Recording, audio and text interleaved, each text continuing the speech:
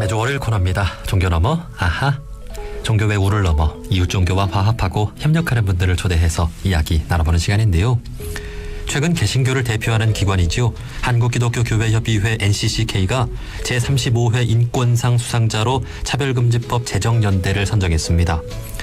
지난달 24일 NCCK는 한국 사회의 불합리한 차별과 혐오를 넘어 인권의 사각지대에서 고통당하는 사회적 약자들과 함께 오랜 시간 활동해온 공로로 차별금지법 제정연대를 수여한다고 밝혔는데요. 자, 오늘은 차별금지법 제정연대의 그동안의 활동에 대해 들어보는 시간 준비했습니다. 차별금지법 제정연대 박래군 대표님 연결돼 있습니다. 대표님 안녕하세요. 예, 안녕하십니까. 예, 반갑습니다. 예. 자, 우선 NCCK의 제35회 인권상 수상자로 차별금지법 제정연대가 선정이 됐는데요. 이에 대한 소감부터 좀 전해주실까요? 예, NCCK 제35회 인권상 수상자로 저희 차별금지법 제정연대가 수상을 했는데요. NCCK로서는 쉽지 않은 결정이었던 것 같아요. 그래서 상당히 더 의미가 있는 것 같습니다. 왜냐하면 기독교계에서 차별금지법에 반대하는 그런 움직임들이 많이 있잖아요. 강력한 움직임들도 있고 그러잖아요.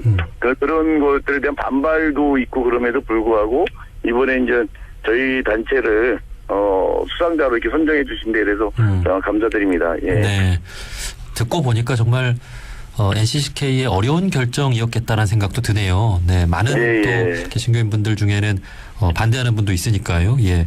네. 자, 이 차별금지법 제정연대는 말 그대로 차별금지법 제정을 위해 형성된 단체겠죠. 언제 형성이 됐고 맞습니다. 또 어떤 단체들이 함께하고 있는지 소개를 좀 해주시죠. 예, 제일 먼저 결정된 거는 2007년도에 결정이 됐는데요. 차별금지법 제정하자고 하는 움직임이 사실 2007년부터 있었거든요. 그때 이제 법무부에서 법안도 만들고 그랬었는데 그때 이제 그 과정에 대응하면서 저희 연대가 좀 만들어졌고요. 그러다가 이제 계속 하다가 이제 안 되고 그러니까 이제 흐지부지 됐었다가 다시 이제 2년 전에 차별금지법 제정연대가 다시 이제 만들어져서 활동을 하고 있는 상황입니다. 지금 저희 단체에는 인권 단체뿐만이 아니라 시민단체들 그리고 종교단체들도 많이 이제 참여하고 있고요. 전국의 강원도를 빼고 모든 지역의 지역 차별금지법 제정연대가 또 따로 이렇게 있습니다. 그래서 같이 활동하고 있습니다.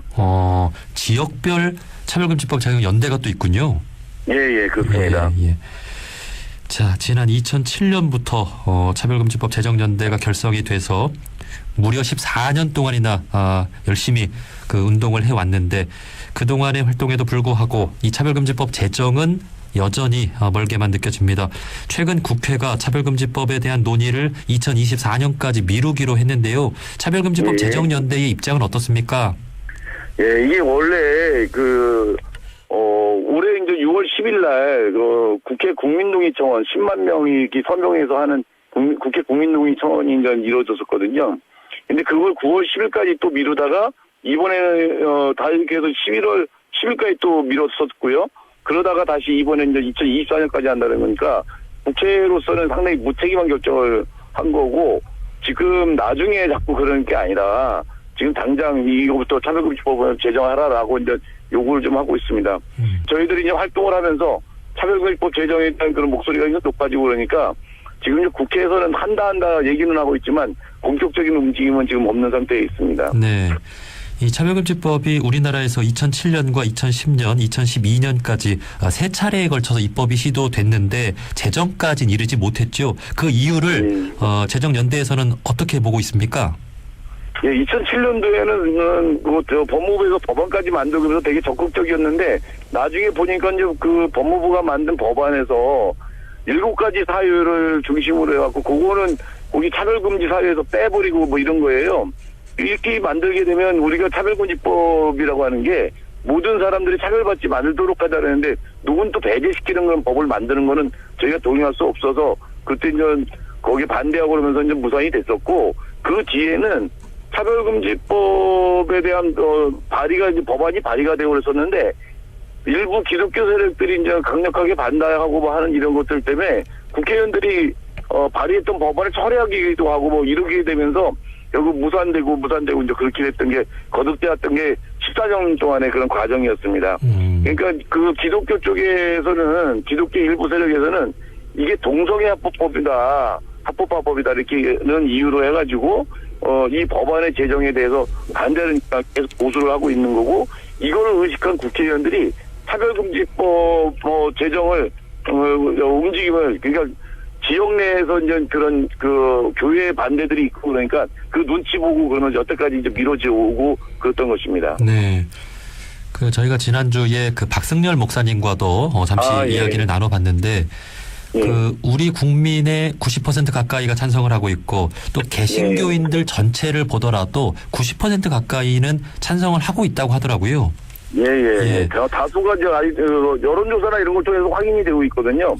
작년에는 이거 그 국가인권위가 조사한 자료를 보면은 86% 정도가 이제 이거 찬성한다고 그러고, 이번에 한겨레 신문에서도 이제 지난달에 이제 여론조사를 했을 때 70% 이상이 이제 여기에 찬성한다고 하는데도 불구하고 지금 그러지 않고, 정치권에서 자꾸 사회적 합의 그런데 이미 이제 사회적 합의 끝난 건데도 불구하고 이 기독교계를 의식해가지고 정치인들이 이제 자꾸 이런 논의조차를 좀 안 하려고 하는, 미루려고 하는 이런 것들 때문에 지금 안 되고 있는 거죠. 네. 그러니까 국민의 대다수가 찬성하는데 일부 기독교인의 반대라고 하는 것이 얼마나 세고 영향력이 있는지 잘 모르겠습니다만, 저희가 보기에는 그게 이제 일부 기독교 세력인데요. 이 사람들이 이제 주장하는 게 이제 대형교회를 중심으로 이렇게 하고 있는데, 이게 사실상 굉장히 과대표되고 있는 거거든요. 아까 이제 박승열 목사님 얘기도 했지만, 이게 이제 기독교 내에서도 이렇게 여론조사를 해보면 일반 신도들한테는 훨씬 더 압도적으로 이게 찬성하는 이게 나오거든요. 특히 젊은 세대들 중심에서는 더더욱 그럼에도 불구하고 이게 이제 일부 목소리 높은 그런 대형교회 그쪽의 성직자들 중심으로 하는 이 움직임에 너무 이제 크게 의식을 하면서 비겁하게 이제 국회가 빠지고 있다, 뒤로 미루고 있다 이렇게 생각을 하고 있습니다. 네, 좀 정확하게 우리 국회의원분들이 좀 이 상황을 제대로 좀 파악을 하셨으면 좋겠습니다. 네.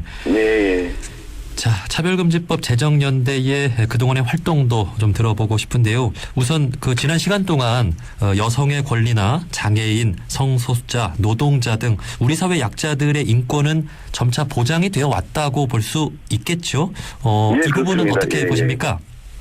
개별적인 그런 그 차별금지법들은 돼 있습니다. 장애인 차별금지법이라든지 성평등에 관한 어떤 이런 법률들이라든지 등등등이 좀 있는데, 이게 이제 각각의 개별 그런 차별금지법은 좀 허점들이 있어요. 그러니까 그쪽과 관련된, 예를 들어서 장애인은 장애인과 관련된 부분만 다루다 보니까 또 일반적인 어떤 이런 차별금지, 혐오를 금지시키는 이런 것들까지는 다 못하거든요. 그래서 이제 포괄적인 차별금지법이 이제 필요하다라고 이제 하는 거고, 이 차별금지법은 사실은 헌법에 있는 그런 평등 조항이 있거든요. 이것을 구체적인 그런 법률로 만들자라고 하는 그런 겁니다. 네, 그러니까 여성을 차별해서는 안 된다, 장애인을 차별해서는 안 된다, 또 노동자들도 비정규직을 철폐해야 한다. 여러 가지 그 법 제도들은 좋아지고 있는데 이것을 다 포괄해서 모든 사람을 차별해서는 안 된다라고 하는 이 차별금지법 제정을 해야 한다라고 하고 있는데요. 이 차별금지법 제정이 되어야 하는 이유는 무엇일까요? 이게 차별금지법이 제정된다라고 하루아침에 세상이 바뀌어지고 그러지 않습니다. 차별이 갑자기 사라지거나 이러지는 않는데요. 우리 사회의 기준을 명확하게 하는 겁니다. 요거는 차별이다, 차별이니까 해서는 안 된다, 요거는 혐오다, 이렇게 하면 안 된다라고 하는 것들의 기준을 세우는 거거든요.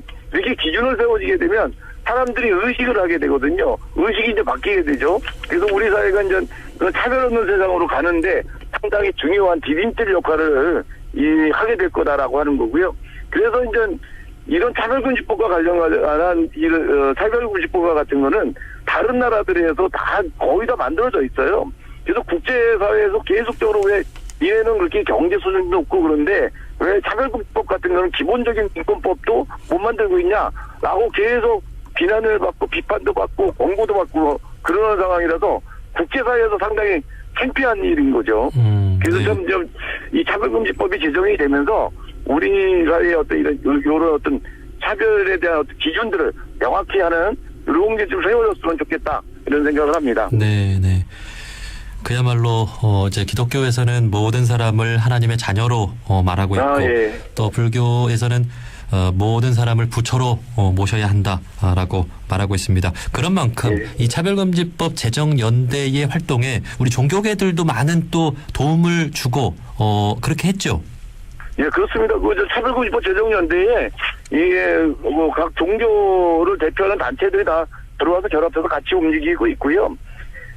최근에는 기독교계, 이게 천주교고 개신교 쪽에서 이렇게 네트워크를 만들어가지고 차별금지법을 제정하자라고 하는 목소리들을 이렇게 모아내고 있기도 합니다. 그동안 이제 우리나라에서 예전에 이제 인권이 굉장히 억압당하고 있을 때 종교가 상당히 앞장서가지고 이런 인권 회복을 위한 여러 가지 활동들을 많이 했었잖아요. 이런 것들이 차별금지법 제정연대 제정 활동에도 그대로 이어지고 있다고 이제 볼 수 있을 것 같습니다. 그러니까 그동안의 활동을 해오는 데 있어서 우리 종교인분들이 많은 또 힘이 됐겠군요. 그렇죠. 예. 네. 종교야말로 인권과 평화의 근본 정신을 가르치고 있다는 생각이 듭니다. 그런 만큼 종교들이 이를 위한 최전선에서도 활동을 해야 된다는 생각이 드는데 이제 우리 박래군 대표님은 곁에서 이제 종교들의 어떤 활동도 좀 지켜보셨을 텐데 우리 종교들 네. 잘 하고 있는 것 같습니까? 아니 저희들과 같이 하는 분들은 정말 좋으신 분들이고 진짜 열심히 하시거든요. 근데 정말 저희는 대화를 제대로 좀 해보고 싶어요. 이게 차별금지법 반대하시는 일부 기독교 세력들 이분들한테 자꾸 이제 얘기를 좀 해보고 싶은데 제대로 대화를 할 수가 없어요. 이게 이제 예를 들어서 이제 이게 차별금지법이 가장 많이 이제 적용될 수 있는 데가 이제 노동 현장 같은 데거든요. 네. 거기서 이루어지는 아까 말씀드렸던 비정규직이라든지 이런 쪽 고용과 관련된 부분이 가장 큰데 이런 부분들은 다 무시하고 실제로 거기서 차별이 또 일어나고 있잖아요. 이런 걸 무시하고 마치 성소수자를 위한 또 성소수자를 합법화시키기 위한 이런 걸로만 자꾸 몰아가는 겁니다. 그리고 이제 옛날에 이미 다 없어져 버린 미국에서 70년대 그런 기독교 쪽의 활동들이 잘못되고 다 없어지고 그랬거든요. 성소자들을 전환 치료하겠다든지 이런 활동들을 자꾸 고집하게 되면서 대화가 안 되는 거 이게 굉장히 답답한 거죠. 그렇지만 불교나 원불교나 이런 쪽에서는 사실 이제 저희 차별금지법 제정하자고 하는데 같이 목소리를 내고 있고 함께 하고 있어서 그래서 굉장히 큰 힘이 되고 있습니다. 네, 그 차별금지법 제정연대에서 이제 이를 반대하는 보수 개신교계의 대화 제의를 해본 적이 있습니까? 같이 토론을 좀 해보려고 좀 그러는데요. 토론장이 열릴 때마다 혐오 발언만 계속 쏟아내는 거예요. 아하. 지난번에 이제 국회에서 민주당의 정책위가 주최해가지고 이제 토론회를 정했는데 저쪽에는 차별금지법 반대한다는 기독교 세력 쪽이 이제 주로 나왔단 말이죠. 근데 이분들은 차별금지법 차별이 뭐다 평등이 뭐다 그러니까 우리 사회에서 이 차별을 넘기 위해서 또 평등사회로 가기 위해서 어떻게 하자라고 하는 이런 건전한 제안들이 아니라 계속 반복적으로 혐오 발언만 계속 쏟아내고 있는 거라서 사실 민주당이 그런 혐오 세력한테 그런 발언할 수 있는 장을 마련해 준 거 무책임한 그런 짓을 했다라고 저희들은 비판하고 있습니다. 네. 사랑과 평화를 가르치는 종교가 왜 그렇게 자꾸 이렇게 혐오 발언을 하는지. 그러니까요. 혐오 발언들 너무 너무 비상식적이고 네. 너무 이제 사람에게 진짜 끔찍한 말씀들을 많이 하셔가지고 네. 듣기조차가 너무 힘든 이런 게 너무 많이 있죠. 네, 네. 정말 모든 사람을 귀하게 여기는 그런 사랑의 정신을 가지고 우리가 함께 좀 건강한 대화를 좀 해 나갔으면 좋겠습니다. 예. 예. 자, 지금 국회 앞에는 차별금지법 연내 제정을 위한 농성장이 마련돼 있다고 들었습니다. 매주 화요일마다 종교들이 예. 돌아가면서 기도회도 열고 있다고 들었는데 예, 지금 맞습니다. 상황은 예. 어떻습니까? 예, 저희들 농성 계속하고 있고요. 그러니까 올해 이제 10만 국민동의 청원을 성사시켰었고, 그리고 지난 9월달 10월 말부터 9월달부터는 도보행진도 이제 부산서부터 서울까지 500km 도보행진도 했었고 그 이어서 이제 농성도 좀 하고 있습니다. 그래서 저희 농성장에는 여러 가지 이제 프로그램들이 다양한 단체들이 나와서 이렇게 하고 있고 매주 화요일 7시에는 그 종교단체들이 모여서 같이 합동 기도회도 하고 합동 예배도 보고 그러고 있습니다. 네. 그런 간절한 마음들이 모여서 연내 재정을 또 염원해 봅니다. 자, 마지막으로 이 재정을 하는 것은 국회의원들이잖아요. 우리 국회의원분들께 하고 싶은 말씀, 또 우리 국민들께도 꼭 하고 싶은 말씀 있으면 마지막으로 한 말씀 해주시죠. 예, 국회의원들이 자꾸 일부 보수 기독교 세력들 핑계대지 마시고 차별금지법 나중에 하자 자꾸 뒤로 미루지 마시고 좀 빨리 서둘러서 했으면 좋겠고요. 그래야 이제 이 정치인들도 정치 세력들도 이제 국민들의 지지를 받을 수 있을 거다라고 하는 것들 좀 명심했으면 좋겠고요. 그리고 국민 여러분들께서 이 차별금지법이 우리 모두를 이렇게 평등하게 대해자라고 하는 이런 것이라고 하는 것들을 좀 정확하게 아시고 국회의원들 내 지역의 의원들한테 차별금지 빨리 제정하라고 이렇게 촉구해주는 활동들 같이 해줬으면 좋겠습니다. 네, 네.